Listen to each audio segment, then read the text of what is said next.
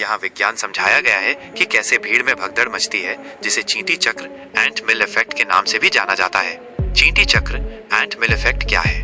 जब बड़ी संख्या में लोग या जानवर एक जगह इकट्ठा होते हैं और अचानक से कोई अप्रत्याशित घटना जैसे शोर, धक्का मुक्की या अफवाह होती है तो उनमें घबराहट फैल सकती है। इस घबराहट में लोग अक्सर तर्कहीन व्यवहार करते हैं। जैसा कि आपने बताया, चींटियों का उदाहरण इसे समझाने के लिए बेहतरीन है। जब चींटियां अपना रास्ता भटक जाती हैं और एक दूसरे का पीछा करना शुरू कर देती हैं, तो वे एक दूसरे के पीछे पीछे गोल गोल घूमने लगती हैं। वे इस चक्र से तब तक बाहर नहीं निकल पाती जब तक कि वे थक कर मर न जाएं। इसे ही चींटी चक्र या एंट मिल इफेक्ट कहते हैं।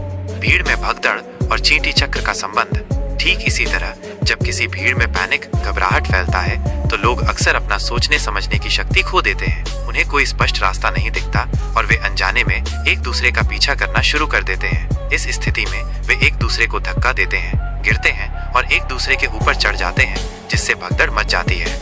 आपके द्वारा दिए गए RCB जश्न में भगदड़ और 2015 के हज हादसे में भी यही हुआ था। इन घटनाओं में बड़ी संख्या में लोगों ने अनजाने में एक दूसरे का पीछा किया, जिससे भीड़ बेकाबू हो गई और दुखद रूप से कई जानें चली गईं। ऐसे हादसों को कैसे रोका जा सकता है? इन हादसों को रोकने के लिए कुछ महत्वपूर्ण कदम उठाए जा सकते हैं। भीड़ प्रबंधन, क्राउड मैनेजमेंट, ये सबसे महत्वपूर्ण है। इसमें भीड़ के प्रवाह को नियंत्रित करने के लिए सही योजना बनाना, पर्याप्त निकास द्वार, एग्जिट पॉइंट्स उपलब्ध कराना और भीड़ के घनत्व, डेंसिटी को नियंत्रित करना शामिल है।